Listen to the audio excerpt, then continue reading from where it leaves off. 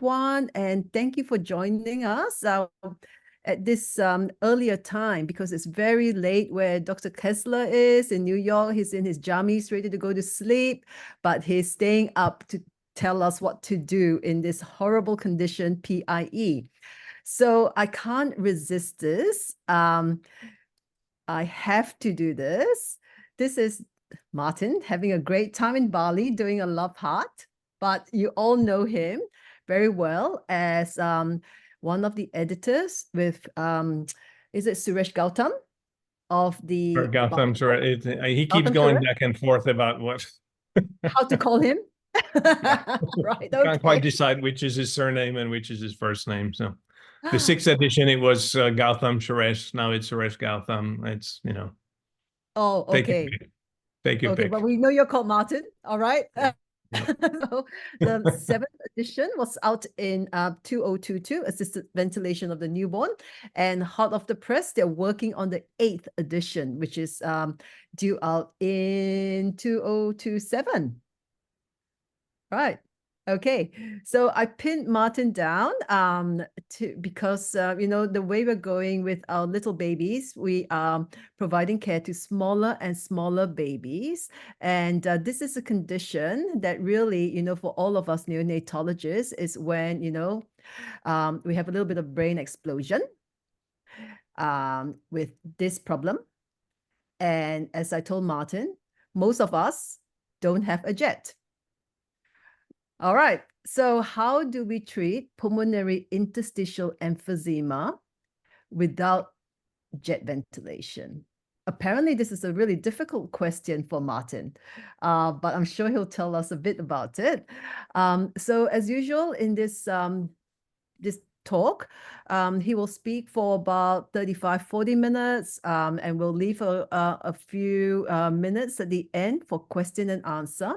If you have any questions that you want to ask, just use the reaction button. You can interrupt us anytime. It's very informal, but also type them onto the chat pane so that Martin can address that at the end of the session.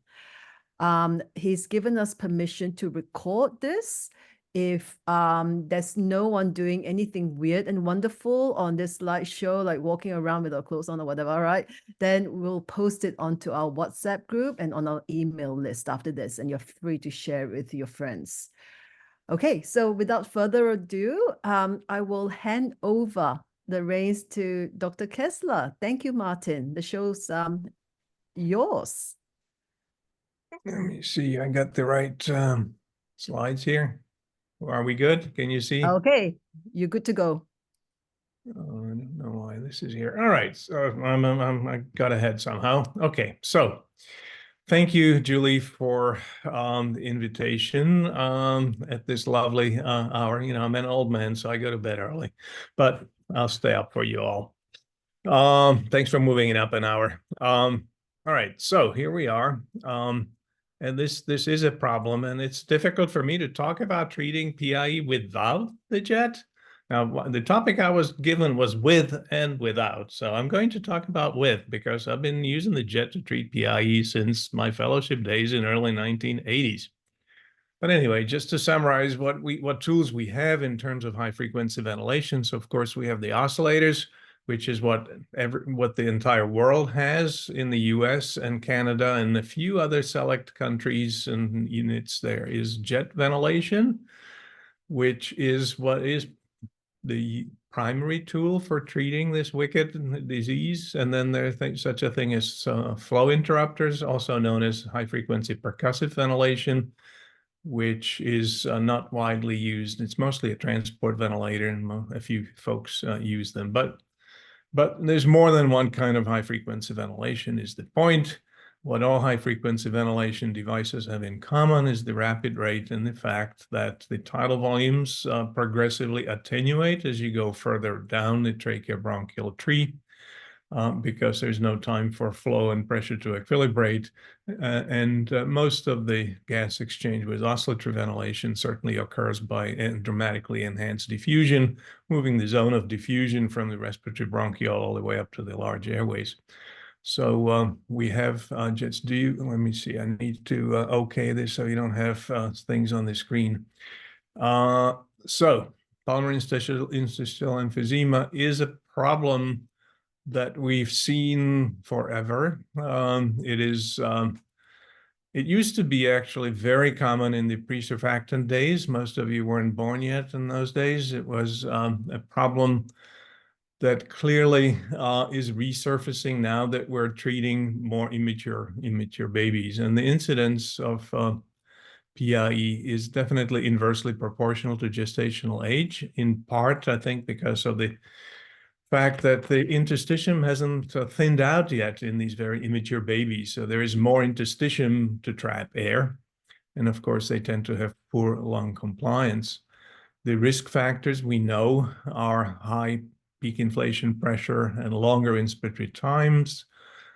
In the bad old days when I was a fellow, before surfactant, there was a lot of high PIP, relatively long inspiratory times, and slower rates. And we saw tons of PIE, lots of pneumothoraces. We got really slick with putting in chest tubes when I was a resident and fellow. But of course, then things got better and we had surfactants and we got smarter about ventilation. And we were not seeing that much PIE. And now we're seeing more of it, as Julie pointed out, because these extremely immature babies who air trap, and it's a problem. Bilateral PIE is associated with high mortality. Unilateral, not so much. Unilateral can usually be treated successfully and resolves. The studies of how to treat PIE are all old, very old. And really, there hasn't been anything material more recently. I will share with you what I found, and I looked really hard for anything other than what I already knew, which was when you have a jet, you use a jet to treat PIE because it works. So how does air get into what is PIE? How does it get there? So by and large, it's rupture of the alveoli with dissection of air into the perivascular sheath. And of course, the vessels, as you know, follow the airways. And so you've got this air trapped around the airway and the vessels. It interferes with venous drainage, lymphatic drainage. It can compress the airway itself and result in worse air trapping. But importantly, because the air is being collected in the perivascular sheath, which follows the airways, the classic picture of PIE is these linear sort of branching lucencies. Classic PIE is not round. It's more linear like this one. This is, of course, a unilateral case, but this is what typical classic PIE looks like. It can, look like that on the other side. I don't have a good picture of really bad bilateral PIE. And again, in the bad old days when I was a fellow or a young attending, we were getting referrals from other NICUs with horrible bilateral PIE with tremendous air trapping and overexpansion. And we were getting those referrals because we had the jet and other people didn't. So they sent us babies and we would put him on the jet and things tended to get better, which was kind of the basis for subsequently doing a randomized trial. But not everything that is a lucency in the lungs is PIE, although radiologists tend to call it all PIE. There are reports of these cystic lucencies evolving very early on in babies with chlamydia infection. And this is probably actually early cystic changes. These babies go on and very rapidly develop changes of bronchopulmonary dysplasia. As early as the first week of life, you sometimes see diffuse bubbly lucencies everywhere. And our radiologists will always call it PIE. And I'm like, that's really not PIE, although I might treat it with the jet anyway in my hands. But it's probably not actually PIE. some of these babies just go into a very early, very rapid progression if they've been exposed to in utero infection. As you know, that can trigger the process of inflammation and repair in utero and present very early on. So is this amenable to high frequency? Not always. So not everything that looks like PIE actually is PIE, but treatment may be somewhat similar. But not everything that looks like it's called PIE actually is PIE. So this should really say prevention and treatment to some extent. So obviously we know the long eye time and high PIP are risk factors, very high PEEP or inappropriately high PEEP rather, potentially can lead to air trapping and at least look like PIE. If you have a baby who's starting to develop some PIE, just we would typically shorten the eye time, try to wean the PIP, and try to be as gentle as we can, accepting higher CO2, accepting higher FiO2, not trying to optimize lung inflation so much because we're trying to deflate the PIE, trying to let that air be absorbed. But it's tricky to find the balance between decompressing the PIE and getting complete atelectasis. So that's somehow tricky. And so you don't necessarily want to drop the PEEP too much and just collapse the lung, because then you're going to need those higher pressures, which is going to blow the PIE back up. So you don't want to do that. So in general, places that have a jet will use the jet. And I'll show you why, what the evidence is. If you have unilateral PIE, it's easier to deal with because simply positioning the baby with the affected side down will often resolve it over a period of a few days. If it doesn't, or if there is tension, if there's significant mediastinal shift, and if the baby is large enough to tolerate it, in intubating selectively the opposite mainstem bronchus to try to do single lung ventilation and allow the PIE to resolve, it works if you can do it. Obviously easier to do on the right side than on the left side, but it's doable. There are tricks to do that. And there are tons of case reports of 2 or 3 babies. Hey, we treated them with mainstem bronchus intubation and it worked. Great. I mean, there's a slew of them, but all little anecdotes. And, I've done it and it works for unilateral PIE. If you're not careful, you're going to induce PIE on the other side if you're putting too much volume into that single lung when you're intubating, when you're ventilating just one lung, obviously. People have also reported if you're not able to intubate selectively, mainstem bronchus is to use a Swan-Ganz catheter to occlude the mainstem bronchus on the affected side and thereby selectively ventilate the good lung,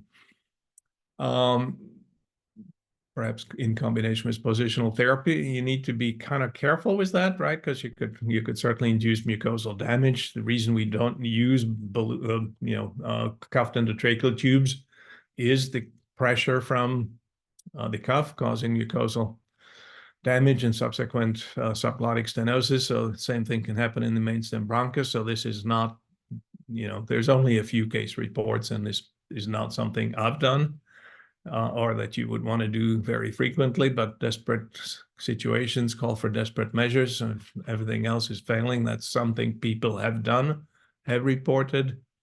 Again, this is certainly not your first line indication. All right, so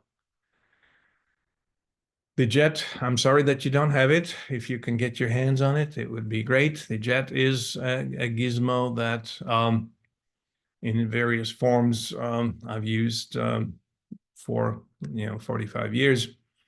And the jet was actually introduced, this form of jet ventilation, the Bonnell Life Pulse, had been introduced in the mid-1980s, so it's an antique. Just like the sensormatic oscillator, which some of us still use.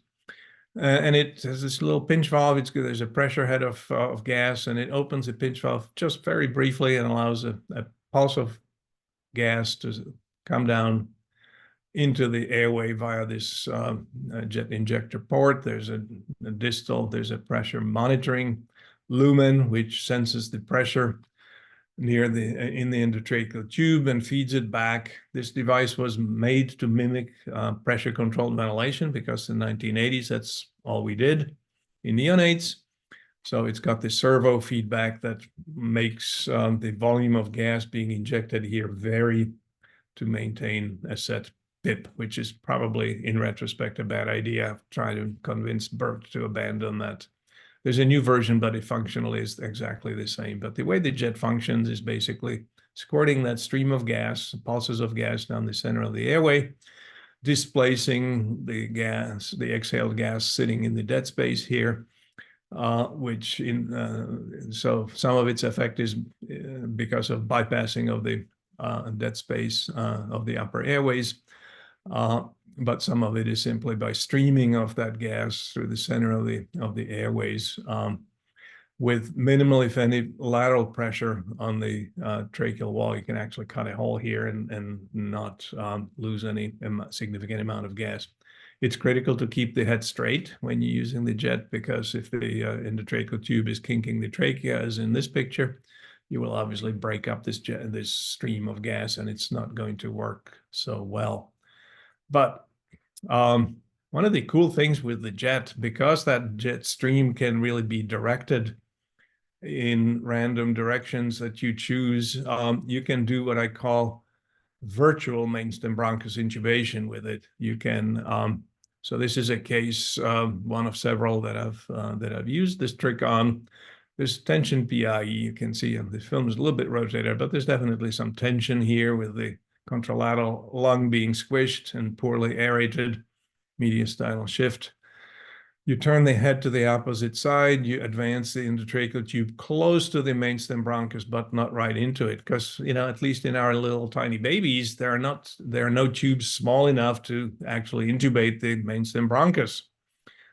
Even the 2.0 is probably dangerously large, and you can avulse the bronchus, but with the jet, you can do a virtual intubation by directing that stream of gas. And in a matter of 12 hours, this is not totally resolved, but it's certainly better. The tension is gone, and there's still some residual interstitial air, but much less so. So it's one of those cool tricks. I mean, this was the first jet I used, homemade injector. We've come a bit of a ways. We've moved from late rescue, which is how we started, of course, before knowing that it really works and that it's safe, to earlier rescue. Oops, I'm going backwards. And ultimately, now in the very premature babies, there is a trend in the US, at least, to use jet ventilation as a first line, first intention treatment for those extremely immature 22, 23-week babies. And it appears to work, but the evidence is anecdotal for that. But so equipment has evolved a little bit, and our practices have evolved over time. So the jet can do everything the oscillator can do when used with very appropriate strategies, but its primary use in where people have both jets and oscillators is to switch to jet ventilation when there is air leak, specifically pulmonary interstitial emphysema or pneumothorax with persistent leakage through bronchopleural fistula or tracheoesophageal fistula. There are other indications that I'm not going to get into, but we ran a randomized trial a very long time ago, but there hasn't been any other randomized trial really since then. And what we did was, because there was pretty good evidence at that point already that anecdotally jet ventilation can rescue babies who are really doing poorly with conventional ventilation and cannot be ventilated. So we ran this randomized controlled multicenter trial, but we had strict criteria for failure and an opportunity to cross over to the other arm if those strict criteria were met. And so, which is why the outcome is success, meaning meeting the success criteria. rather than survival. And you can see why in a moment. So there was significantly more babies who reached success criteria. And I will show you in a moment that if you met success criteria, you survived.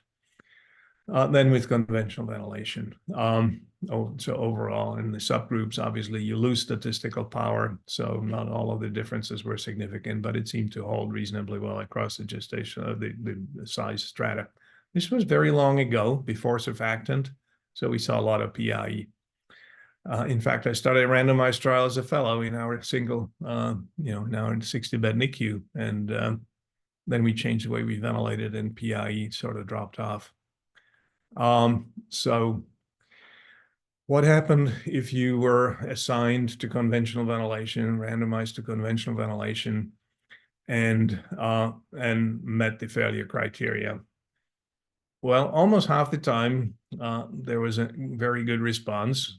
We were obviously at this point kind of late in the course of these babies.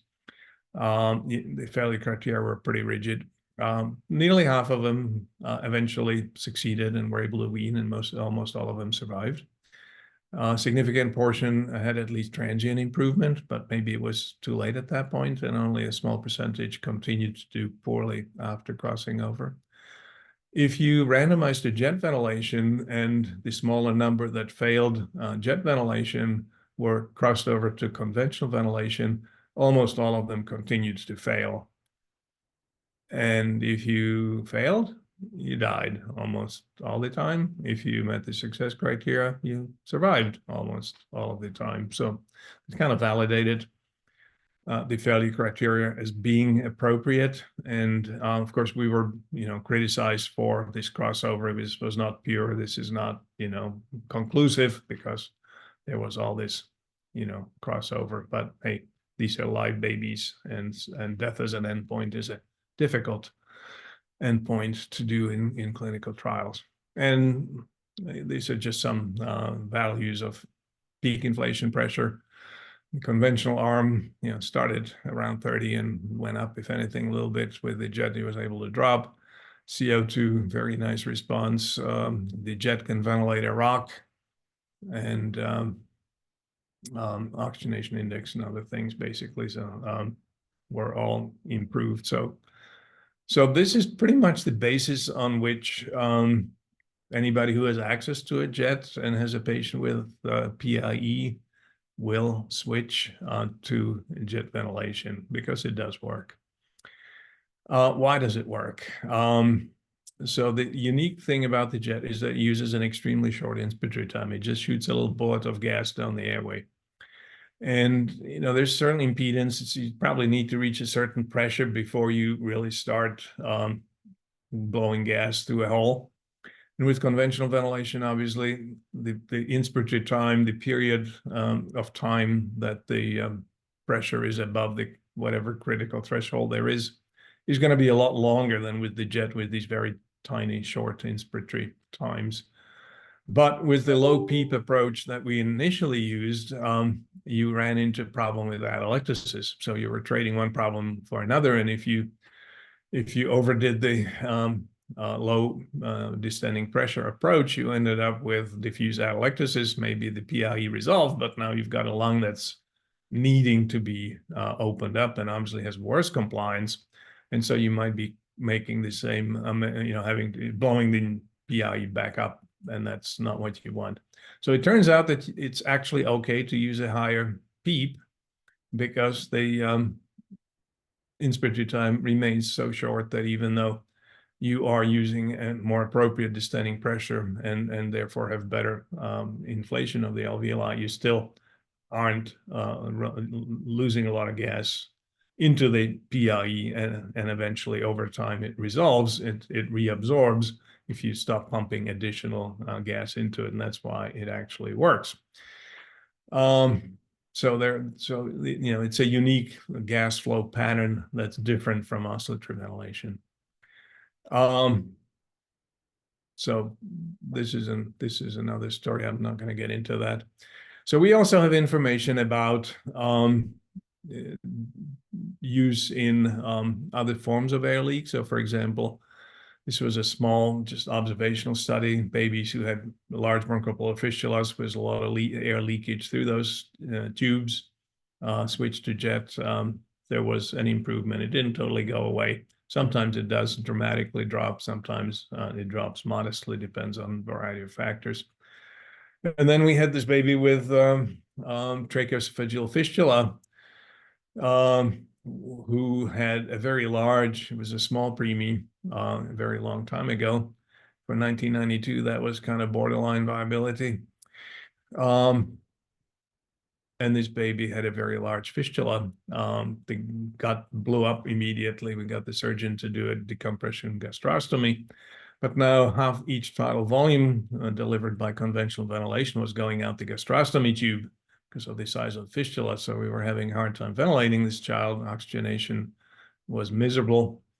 And this was despite trying to use the lowest mean airway pressure, fast rate, short inspiratory time, the things that you normally try. We were 100% oxygen, and there was a lot of air coming out of the gastrostomy tube.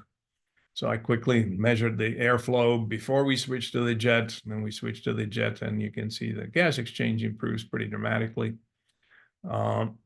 And we were using fairly fast rate, but it's this very, very short inspiratory time. I think that makes the difference. So that's why air leak is the biggest thing, and it's really amazing. You with conventional ventilation, if you pressurize the airway, air is going to come out the hole.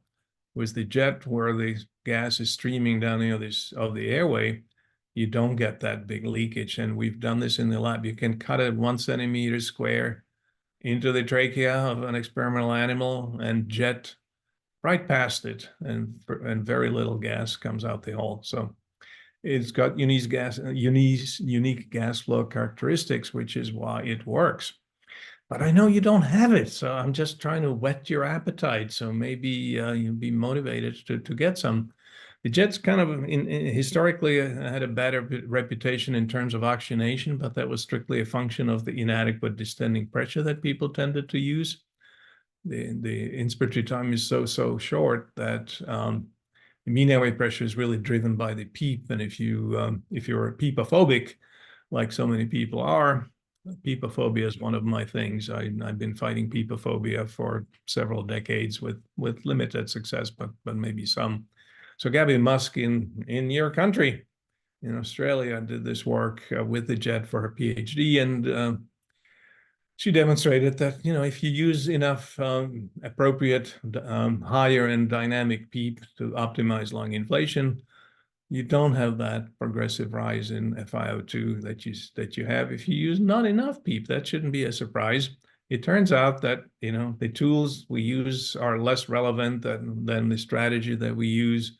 And whether it's a jet, an oscillator, or a conventional ventilator, mean airway pressure is all about oxygenation and ventilation perfusion matching, and pressure amplitude is what drives ventilation. Again, whether it's an oscillator, the jet, or a conventional ventilator.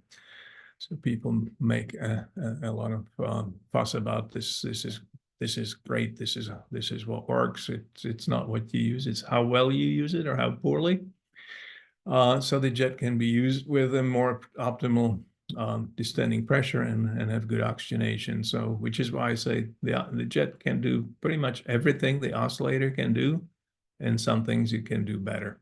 So if you only had one high frequency ventilator, you would want to have the jet if you could get it. I'll have to talk to Bert and see what you can do. And this is just confirming that also lung compliance was improved with more optimal lung inflation using more optimal PEEP with jet ventilation. But so if you had the jet, and a few of you might perhaps, if it's a unilateral, it's relatively easy, and they almost all survive. With the jet, you can do that virtual mediastinum bronchus intubation. So even in very small babies, you can treat unilateral EIE without risking avulsing the mainstem bronchus by trying to force a tube that's too big for it. And with the jet, and turns out perhaps with the oscillator as well, lower frequencies are appropriate. So with the jet, we talk about actual rate as opposed to frequency, but this would be 5 to 6 hertz, to allow longer expiratory time, to allow decompression of the PIE. And same as with every other strategy, you accept higher CO2, higher oxygen requirement. The jet has the ability to superimpose side breast, but we obviously don't do that when we have air trapped along with PIE. And again, if we do it too well, we end up with more atelectasis that then requires us to go back up on the pressure, and that becomes counterproductive. So we no longer are so PEEP-phobic even in the face of PIE. Although I will tell you that the study that we did, that we published in 1991 that I showed you, we used the lower PEEP. And so we fought atelectasis all the time. All right, you don't have the jet. Now what? So I looked really hard to see if I was missing some data to support other approaches, and I didn't find a lot. But I will share with you what I did find, and if any of you know more about other studies that I missed despite my diligent search, please do let me know. What is out there? I mean, we do it. Lots of people do it. Not everybody in the US has a jet either, although they could if they wanted to. So if they don't have a jet, they typically use oscillatory ventilation. And, it does seem to work, they say. But what are the data? What's the objective evidence for the benefit of oscillatory ventilation? So I'll share with you what I found. So the first thing I found, earliest thing I found, was 1986 in pediatrics, or critical care medicine, I'm sorry. A case series, 27 infants with PIE. There were no controls. 16 of the 27 survived. That's not great. Survivors, not surprisingly, had improved gas exchange and were able to wean.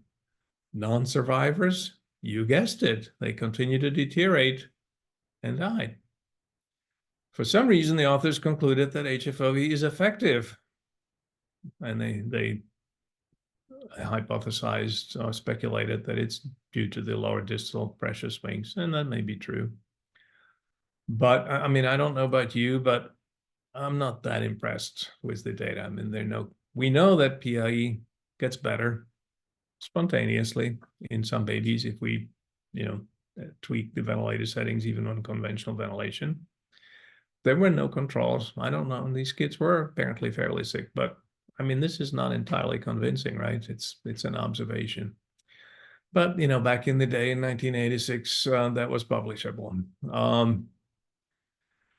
Then there is a paper following year in pediatrics about the use of high-frequency percussive ventilation. So this flow interrupter, this brainchild of Forrest Bird, who is the guy who invented the first neonatal ventilator, the baby bird, that none of you are probably old enough to have used or to remember, but it was a great little gizmo. So this was called a pilot study, a case series of 9 infants with what was described as severe PIE, treated with this percussive ventilation. 5 of the 9 survived, so a little more than 50%. All had severe BPD at the end. The comparison group were historical controls. There was no meaningful statistics that you could really do. They had data that, bilateral severe PIE has high mortality. Well, it does. Gas exchange did improve, at least transiently in all babies, and the chest X-ray improved in most of them. But the funny thing was their baseline, unless this was a typo in the manuscript, their conventional ventilator settings were crazy. They were using a really fast rate. And we know that with conventional ventilation, if you crank up the rate to greater than 90 or so, you're guaranteed to air trap. So some of this bad PIE may have just been their inappropriate ventilator settings, and when you change to something different, maybe things improve. Sadly, all autopsied infants had severe tracheal injury because they were using really high pressures with this gizmo. And again, for some reason, they concluded that percussive ventilation is effective. Case series of 9 is not entirely convincing, but that's so far what I was able to find. There was also a clinical trial. This was the one randomized controlled trial, the so-called HFJV study. Many of you probably are familiar with it, which was essentially, unlike some of the many of the oscillator studies, which were first intention, more preventative approach. This was a rescue use in babies with severe RDS, in many complicated by air leak. So a lot of babies already had air leak at entry. And it did not seem to progress so much. But there was really no difference to speak of between high frequency and conventional ventilation. So there wasn't really any convincing evidence that you actually can resolve air leak more rapidly. There seemed to be a little bit of less new air leak, but most of that was in the mild category. So if you didn't have air leak to begin with, most of them did not develop air leak. There were some higher number of new air leak in the mild category with conventional compared to high frequency. But in terms of preventing progression or having resolution, that did not seem to really be occurring here. The only 21st century study is one in neonatology, a journal called Neonatology by Squires, published in 2013, where they had, again, just a case series, treated with HFJV with a low frequency. And they argue that that is more appropriate because you have longer expiratory phase, which allows resolution of the PIE. On the other hand, to maintain the same minute ventilation at lower frequency, you need a larger amplitude, in other words, a larger tidal volume. Actually, of course, you don't actually have a large necessarily, whoops, I'm going backwards. I apologize for the preview. Of course, as you all know, when you decrease the frequency, you get a larger tidal volume without changing the amplitude. So whether that's really the right answer or not, I don't know. It's 19 infant case series, no controls. But 10 of the 14 with the bilateral PIE survived. They had 5 babies who only had unilateral PIE, and they all survived because that's what typically happens. Unilateral PIE, if it doesn't progress to bilateral, does not have high mortality. Most of the babies, there was an improvement in gas exchange, and graphically looking at so they had relatively high mean airway pressure, which they were able to lower once they switched to high frequency ventilation, and perhaps that's what helped. When they switched to high frequency at the low frequency, high frequency, so to speak, they had to drop the amplitude, probably because they were overventilating those babies because of the larger tidal volume that you get at lower frequencies. For the unilateral cases, it actually seemed to go in the opposite direction for reasons that aren't entirely clear to me. Their gas exchange improved marginally. And so they say, this is great. This is what you should do. That's probably, I mean, this is the most recent evidence that is a little bit limited, but perhaps this is the way to do it. But that's what we have. I could not find any other studies. Anecdotally, people tell me that, yeah, I mean, we do it and it works. And they point to some of these old studies with case series without controls, which is a little bit less than convincing. But if that's what you've got, these are your options. So treating PIE without the jet. I have to tell you, I don't have personal experience because I've always used the jet for PIE. In our randomized trial, we did this in the conventional group. In other words, those babies are randomized to continue conventional. We used the more rapid rate, short inspiratory time, lowish PEEP. In fact, more low than what probably we would recommend now. And that was in the controls, and they did not do as well. But PI does resolve if you manage to avoid making it worse. There's one study that says PI was resolved with steroids. Well, it was probably the BPD that was resolved, but anyway, that's out there too.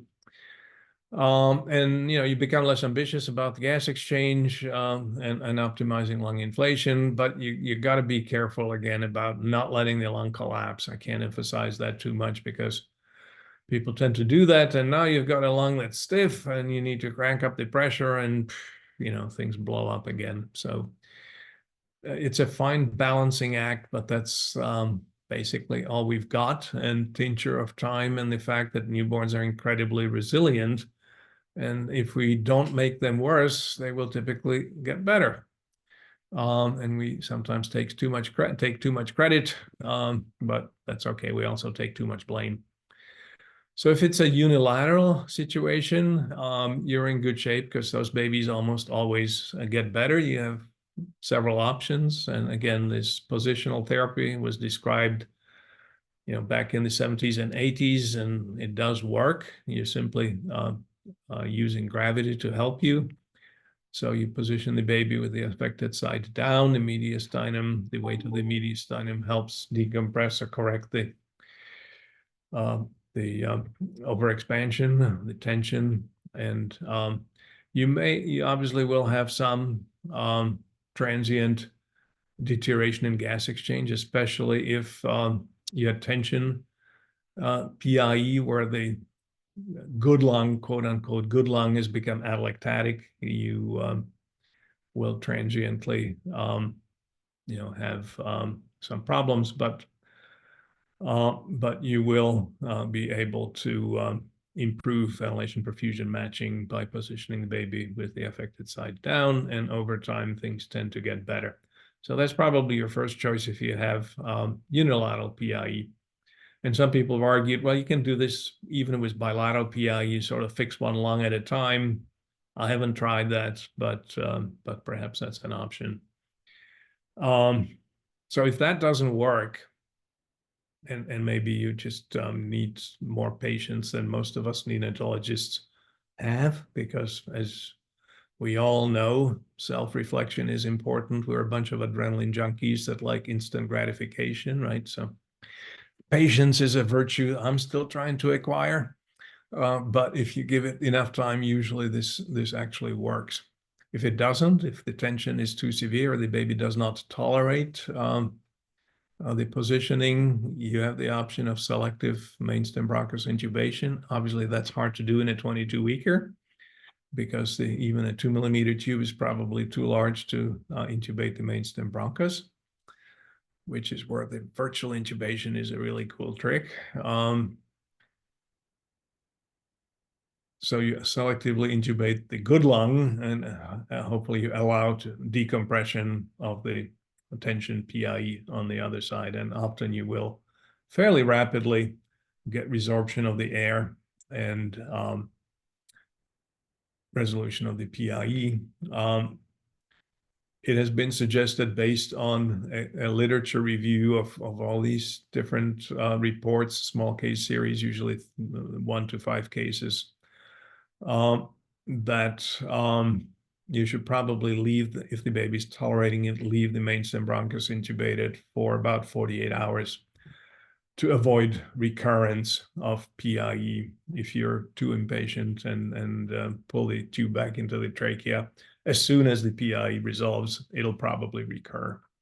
So the suggestion is to wait for about 24 hours after the resolution of the PIE before you challenge the affected lung again. Again, I mentioned before, people have reported balloon occlusion of the affected side, brainstem bronchus. It makes sense logically. It apparently worked in those cases, in those few cases that were reported. But there's a risk of mucosal damage. People have done crazier things. People have taken long needles and poked through the PIE lung and decompressed it into the pleural space and put in a chest tube, and that apparently did resolve. And there, I have to say, there were babies with really wicked bad PIE where I was tempted to do that. Never actually did, but those case reports are out there. And if you don't have a jet, you have an oscillator. People have used it with apparent success. So they are mostly anecdotal. Perhaps the low frequency is the right trick, but I do worry about maybe your amplitude's going to be, or your tidal volume is going to have to be bigger in order to maintain minute ventilation at these lower frequencies, but maybe not that much bigger. So this is probably the best recommendation. Jonathan Klein in Iowa likes to use a 1-to-3 IE ratio. Obviously, the Sensormedics can't do that, but the modern oscillators available everywhere except in the United States can do 1-to-3. And so and a relatively low, of course, a relatively low mean airway pressure and a relatively low rate as well to optimize the expiratory time. As you know, the jet the oscillator has active exhalation, but you need to also allow the passive, one of the problems with PIE, it actually can obstruct the bronchus because it collects in the perivascular sheath and around the around the small airways, potentially causing some obstruction. So you may need that longer expiratory time so that the negative pressure, as you know, if you have a 1-to-1 ratio, the positive pressure swing is equal to the negative swing. In other words, you're sucking equally strongly as you're pushing the gas in. If you have a 1-to-2 ratio, you have twice as long period of time. And so the negative pressure that needs to be generated is going to be less because you have more time to remove that same volume of gas. And 1-to-3 will give you even longer expiratory phase and therefore less negative pressure, which is less likely to contribute to the air trapping by collapsing the small airways. So that's it. That makes some logical sense to use that 1-to-3 IE ratio. Again, that's anecdotal stuff from Jonathan, who has a lot of experience with jet ventilation. I'm sorry, with oscillatory ventilation. He has a lot of experience with jet ventilation, but when he uses the oscillator, this is what he does. And again, the least ambitious gas exchange, minimal distending pressure and amplitude, obviously no size if you have an oscillator that can do size. And again, you want to avoid atelectasis if you can. Your other options are, I already gave away my punchline here. But there's not a lot of other options. This is what the literature is, and it's pretty scant. And somebody ought to do more recently because we really have very little. We have stories, we have anecdotes, we don't have very good data. And frankly, my data from the 1990s, is it really 1980s is when the work was done, published in 91. There was a different population. Is this truly applicable to our patients today? I can tell you that we, of course, still use the jet in our modern population and it still works. But in terms of taking literally the randomized controlled study from 40 years ago, you could argue is also of somewhat limited value. But it does work, it does continue to work. So if you have access to it, that would be the first choice. If you don't have access to it, I could not find a whole lot other than things that we talked about, that we have tricks unilaterally is relatively easy to fix. Sometimes staying on conventional ventilation and not making things worse will allow it to get better with some time. Certainly trying the oscillator with these caveats is probably very reasonable, but I could not find a lot of good data to support this approach. But anecdotally, people who don't have a jet tell me that, yeah, we use it and it seems to work. I would love to have stronger evidence, but that's what we got. So I'm sure there'll be lots of questions and discussion, but that's where I ended up when my funding ran out. Just kidding. That's Charles Bridge in Prague, where I grew up.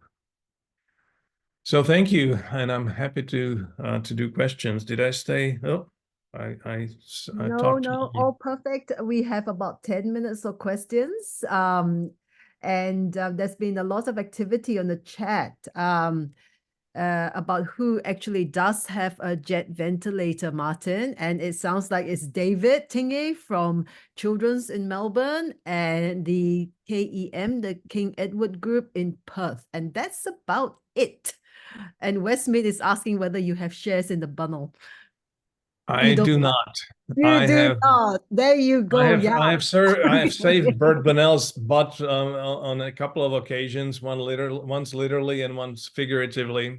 He owes me more than I owe him, but I do not have any shares. I just share what I know, the data that are out there, and why.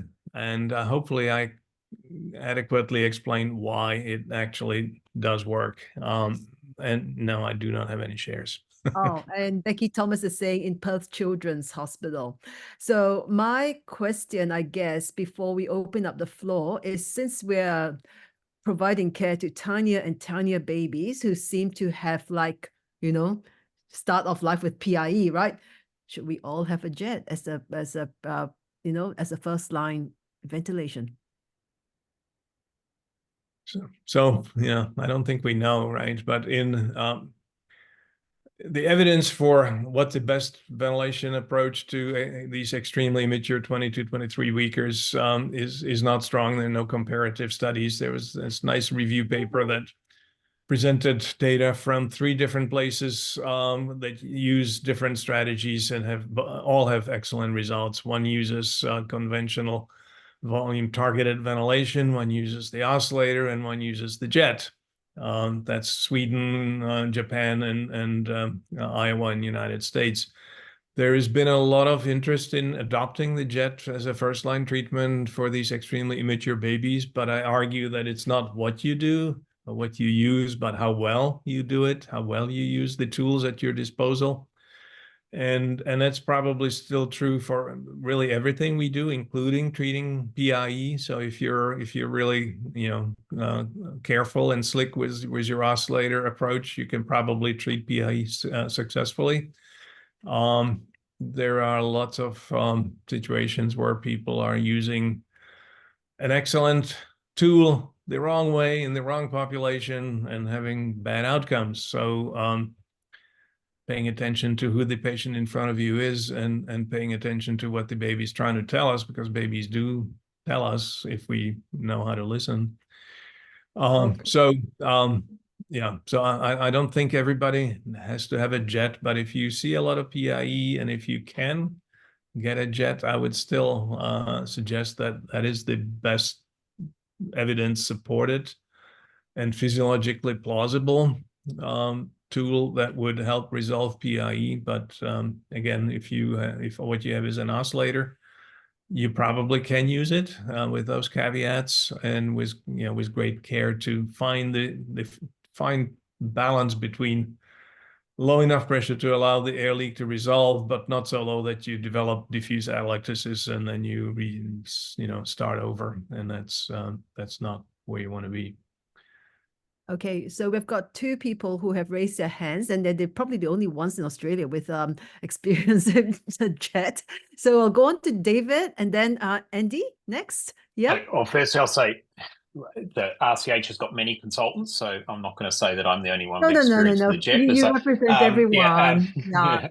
So I'll make a couple of points. Most of them are actually agreeing with Marty. Firstly, I think we just got to remember that PIE, not every PIE is the same. It is a continuum of a disease. There's early PIE, late PIE, and somehow we've forgotten about middle PIE. We ignore it. And I think maybe what Marty's been saying very clearly is that it's not the machine, it's the user and the understanding of the disease that's important. I think in early PIE, probably the benefit of the jet in terms of normalizing gas exchange is not too great over the oscillator, although Andy's going to say that's not the case. But I think probably in gas exchange, it's no different. But in lung protection, I think it's particularly different. And I think in cardiac protection, it's particularly different because we haven't talked about the effect on the hemodynamics of the differences in applied mean airway pressure. I think when you look at all those case series, they're very much focusing on late PIE, where for us that have used the jet for a long time, it's a no-brainer. As you said, if you've got the jet, you don't really have other strategies because you don't bother with the other strategies because you just put them on the jet. So I think we've just got to understand where that is. And I personally, my opinion is that we should offer it as a therapy, at least in regions across Australia. We shouldn't have the position we're in now. It needs to be a regional service so that the equity is there. It is not the same as just buying a different brand of conventional ventilator. And I think Andy will agree with this. The experience of starting up with a new therapy is not small. And you really need to approach it with the right mindset. So you don't go and say, great, I'm going to buy this great new machine that I was just told about.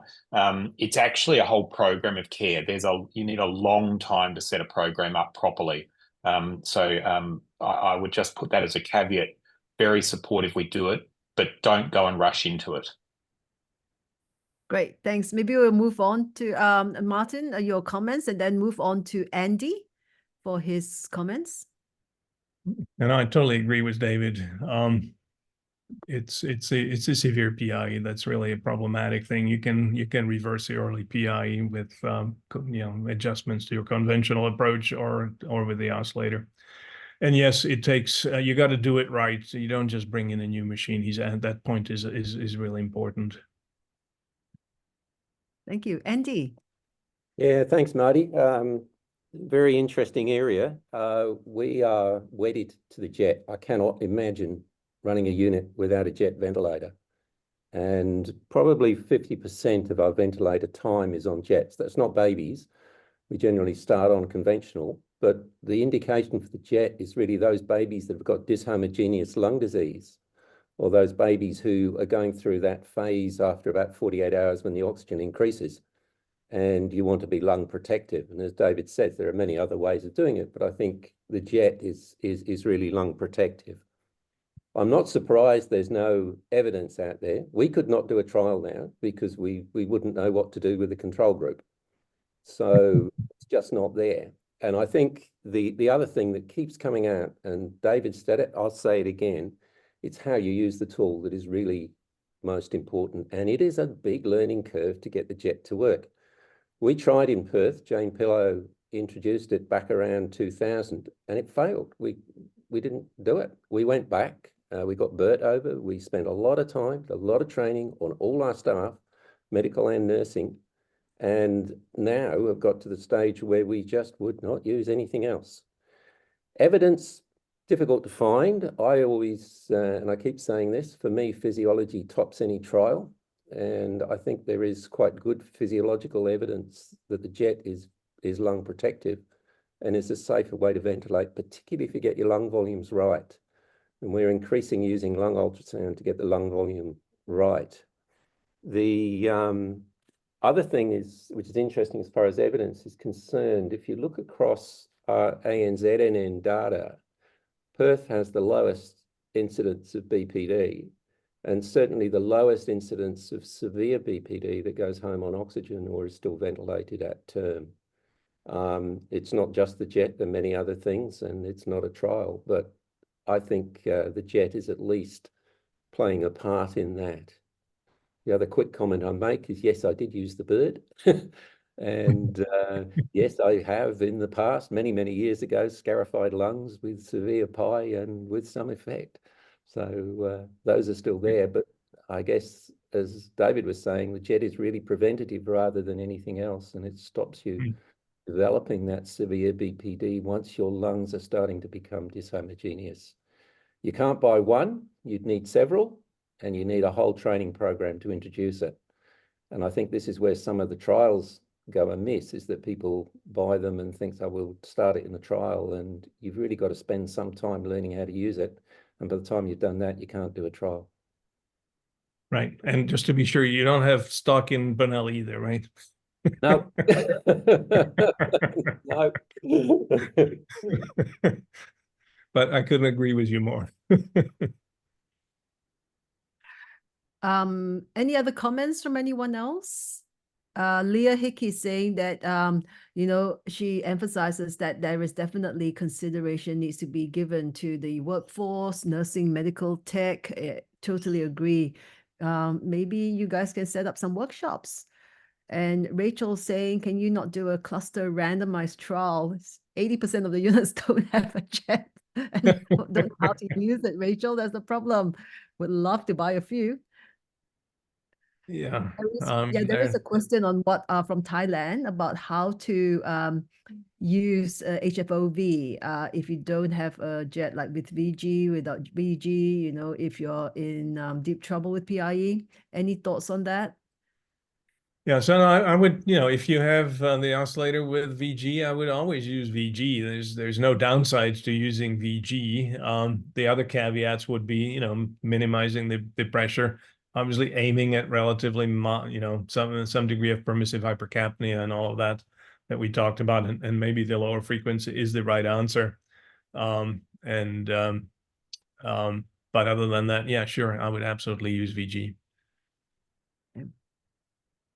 Okay, so we're at the hour. Oh, one last question, Simone. Yes, feel free to unmask yourself and ask the question. Yeah, I'll try to make that work. Can you hear me? Yes, of course. I hear yes. you. Excellent. We can see you now too. Hi, I just wanted to add to what Andy said. I'm also at King Edward, and I really thought coming from a unit where we didn't have the jet in Europe, it was a big learning curve for myself, but also really quite impressive to see what you can do with the jet for the babies, not only with PI but also with chronic lung disease. And in this context, I think the value of lung ultrasound, which we nowadays use more and more, just really wanted to, I guess, mention it at least, because I think if we talk about PEEP inflation, what's enough, it's just really helpful to have that tool as well. Thank you. Yeah, no, I totally agree with those comments, and yeah, the jet is a really good tool. It does require a fair amount of training to know how to use it well, but it can do a lot of things, and yeah, the lung ultrasound is clearly a tool that we need to use more and more. So thank you for that comment. Thank you. Amazing. Great presentation. Thank you. All right. So Arun's also saying, interested to hear offline how lung ultrasound users are finding the right lung volume using the imaging. Anyone want to take that one? Yeah, I can take it if you like. Wolfgang, yes, yes. I think yeah. the easy one to spot is the atelectatic lung when you have an incomplete pleural line and you're seeing surface atelectasis. And if we see that on a baby that's on the jet with increasing oxygen requirements, we're going to run a recruitment maneuver in order to fill those lungs. The other thing, the over-distended lung is a little bit more difficult to pick, but we'd normally expect to see an intact pleural line with occasional B lines. If you're getting a predominant A line pattern, you're probably over-distended, particularly in a small baby. The other point to make that David made earlier in passing, I mean, I'm more into hearts than lungs, but basically, if you've got the optimal lung volume, you've also got optimal lung perfusion and you've got optimal left ventricular filling. So we also find that by recruiting the lung, we can improve cardiac performance as well. Perfect. Anything to add to that, Arun, before we close off? I was always interested in whether you could use it to assess how effective your strategies for pi are. So sort of start a strategy when you've got a hyperinflated appearance and then see if you can actually get it to step back into quotation marks a less aerated appearance. I think it's fair to say that we've got more experience of the poorly inflated lung, which then inflates with the recruitment maneuver, than we do from an over-distended lung that then comes down. And that's probably because we're mostly on the jet anyway, and we try not to over-distend. Okay. Thank you. Anything else, Martin? No, I appreciate the discussion. It was really good. I was just looking at one question. Someone asked which conventional ventilator works best, and Oh, sorry, that my was answer Parag. is- Sorry, Parag, forgot about you. my That's answer is it's fantastic. not which ventilator, it's which clinician is best. It's the operator, not the machine. It's us, not them, Parag. Oh. Okay, so on a close off, two things. We have two Hippocrates in Vietnam and KL, and we'll have Daniel DeLuca doing lots of work on lung ultrasound. So if anyone's interested in joining, that's in November. And David's just advertised that he will have an advanced ventilation workshop at MCRI and Royal Children's at the end of August. And then if there's interest, they may run a jet-only workshop early 2025. I think you'll get a lot of takers, David. Yeah, thank you. All right, so we might let Martin go to sleep. I'll check the video recording. If it's okay, I'll post it up with David Tingay's article that Peter Dargable wrote. And yeah, that's it. Thank you for the robust discussion. It was excellent. Thank you, Martin. Have a Thank great you. All right, bye everyone. Bye, everybody. Nice to see Bye. y'all.